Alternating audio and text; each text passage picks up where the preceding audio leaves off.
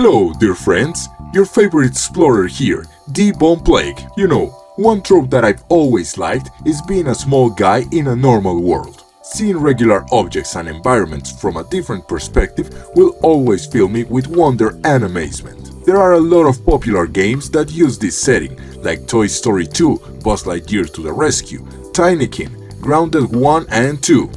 But there's one that seems to have been forgotten by everyone but its devoted fanbase, and that's Chibi Robo. Now, while the poor guy rots away in the deepest cell of Nintendo's dungeon for forgotten IPs, pun impending, there's one game that wears its little inspiration on its mini sleeve, which is the game that we'll be checking out today. So, get your miniature gear ready, because we'll be taking a look at MIsc, A Tiny Tale.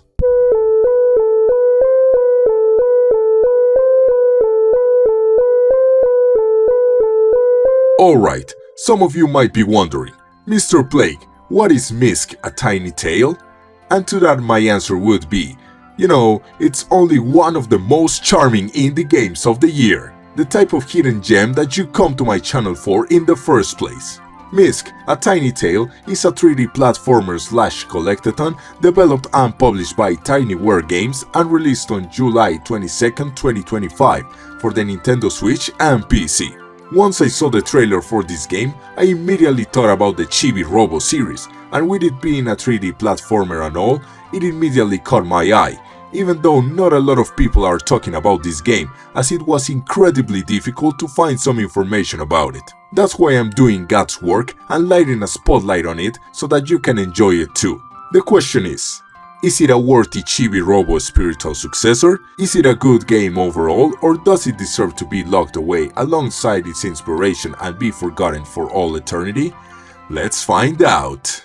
The plot of the game is fairly simple.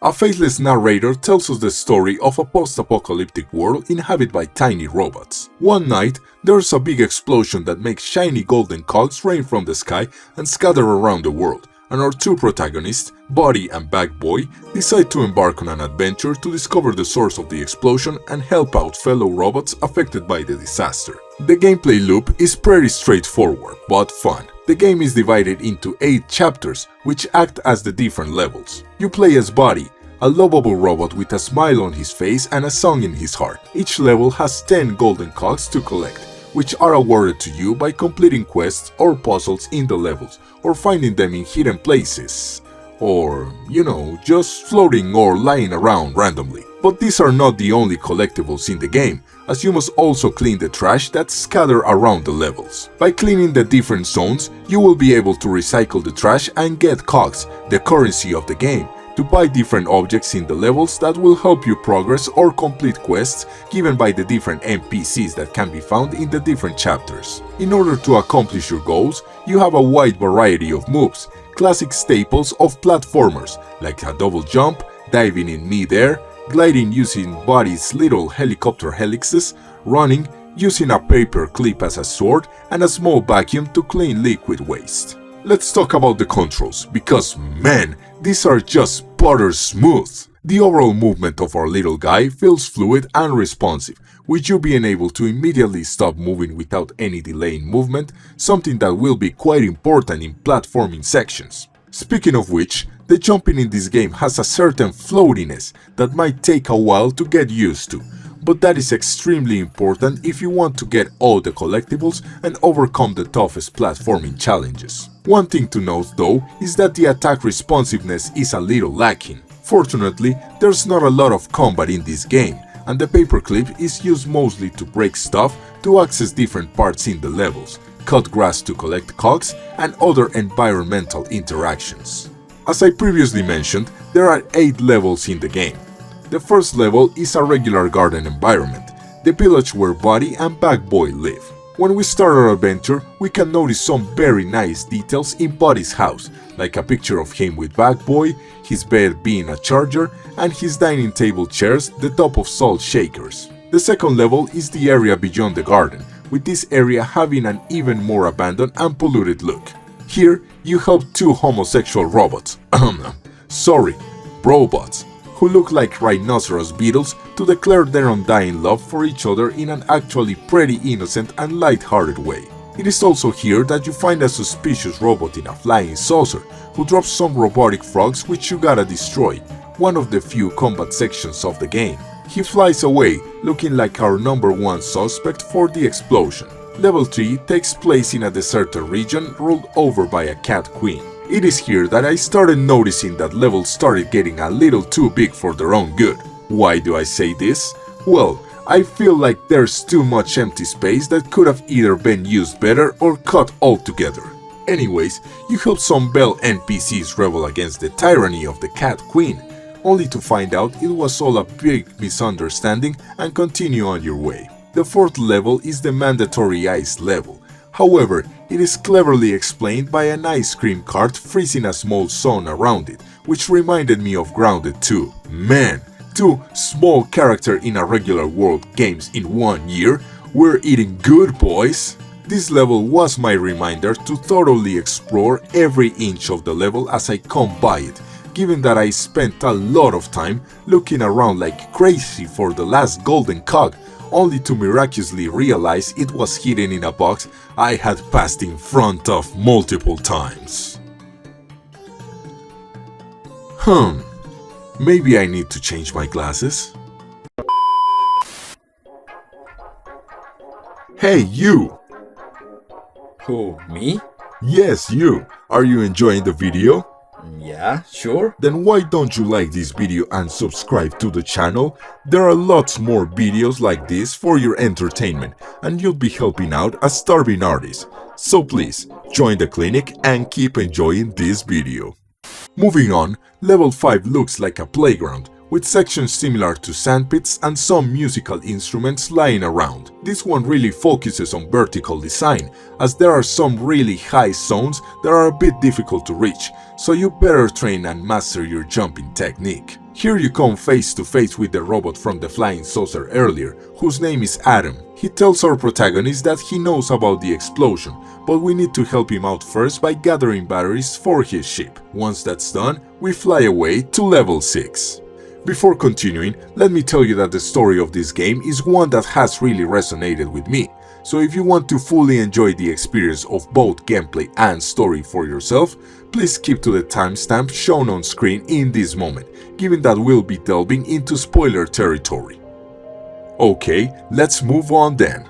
The 6th level is a completely ruined factory. Before starting the level, we get a cutscene where Adam tells us that he was a worker of the factory, building robots to make things easier for everyone. But instead of that, the robot rebelled against him and, in an attempt to stop it, he blew up the factory by mistake. In this level, we are tasked with restoring power to the machines left in the place, so you must solve a couple of puzzles to get the machines working again, apart from cleaning and collecting golden cogs, obviously. Once the power is restored, Adam's evil robot appears as a gigantic metallic monstrosity. You'd think this would lead to an epic boss battle, but this is not that kind of game, as everything happens in a cutscene. Our heroes defeat the monster, and while Buddy is looking at it victoriously, the creature gets up and impales our tiny robot with a sharp claw, before being completely annihilated by Bag Boy's cat. Level 7 starts with a cutscene showing us that Buddy died from the wound, and Bag Boy is grieving so hard that he takes off his bag and holy mother of God, that's an ugly robot! I'm sorry, I know it's not the time, but damn! Anyway, now we take control of Bag Boy and go to a nearby dumpster to look for parts to fix Buddy. This is a tough level, not because it's difficult, but you can feel Bag Boy's sadness, and the dialogue by the various NPCs has themes of grief and loss. This is one chapter that really made me think about death and how hard it hits on the loved ones of the deceased. It is worth mentioning that Bug Boy controls almost the same as Buddy, with the difference that he can't glide, so you'll have to be extra careful with your jumps for the last 2 levels. At the end of the level, a weird flying robot says he can help us out, so we follow him to a pretty normal looking house. In the 8th and final level of the game, we explore said house while helping out some robots with their problems, which acts as a final test of trust for the robots in the house. Once the test is over, the flying robot takes us up the stairs onto the final chapter, which is just a small room where you have to climb some structures to talk with a human-sized robot, apparently the last of its kind, who tells us the story of why the world is in its current state. Or at least what he knows, given that he is not quite sure what happened, but he does mention that it seems like it was a man-made disaster that ended mankind. Bugboy pleads for him to fix Buddy, which he kinda accepts, but warns Bugboy that even if it works, Buddy won't remember anything. Bugboy accepts the conditions, and so the big robot accepts to leave the safety of his home to help save Buddy. The repair process works, but as expected, he doesn't remember anything, until Bugboy puts his bag in front of him. Then Buddy comes to his senses and everyone celebrates, giving us a very uplifting ending to the game. We can then see in the credits some pictures of the aftermath of the events. Where have I seen that before? And that, my friends, was MIsc: A Tiny Tale. So, what are my overall thoughts on the game? In all the chaos that has been this year, a cozy and chill game like this was just what I needed. Even if it doesn't seem so at first, the story of the game is quite reflexive and had a deep impact on me. The gameplay loop is fun, with quests never overstaying their welcome and being varied enough to keep you engaged. The levels, even if they felt a bit empty by the end, are well designed and had the right amount of both accessibility and challenge. The collectibles felt like real rewards for exploration, puzzle solving, and mastering of the movement mechanics. You also get rewarded for collecting everything, by the way, as you get access to some funny mail by cleaning the levels, and also get some very nice artwork and developer insights by collecting all golden cogs, and a surprise reward for completing the game 100%, which includes something that I had completely forgotten to talk about until this moment: the platforming challenges. In every level, you can find a pipe with a robot raccoon that never seems to remember Buddy's name, who will give you a token if you manage to beat a platforming challenge. These small sections remind me a lot of those levels in Super Mario Sunshine where you don't have FLUDD and have to rely on pure platforming skill, even though these ones aren't so hard. Except for the final two, which took me an ungodly amount of time to finish, given that in both challenges you're unable to glide or dive due to having to carry an object to the end of the section. Leaving the frustration aside, these challenges are really fun and put your mastery of the controls to the test. In conclusion, if you love 3D platformers but you don't want to rip your hair off doing impossibly precise jumps and maneuvers, this game is just for you. So, do yourself a favor and get this game right away, get into bed with some hot chocolate and warm blanket, and enjoy the journey with Buddy and Bugboy. Well, that will be all for today, my friends. Tell me, have you played MIsc: A Tiny Tale? Did you like it?